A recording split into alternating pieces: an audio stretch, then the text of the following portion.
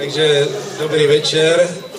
Já si myslím, že s některýma už jsem se potkal dneska dopoledne, když jsme u Brazínového pomníku jsme vzdali hold vlastně všem padlým v bitvě 3 císařů.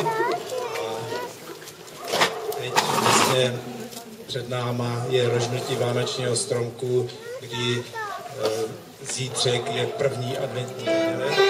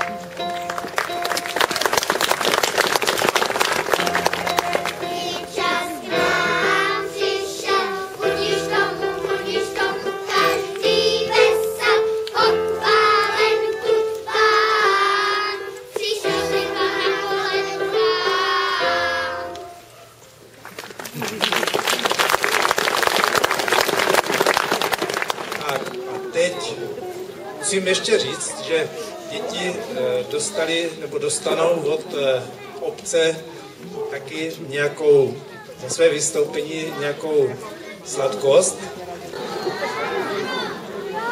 Takže rožneme ho teď!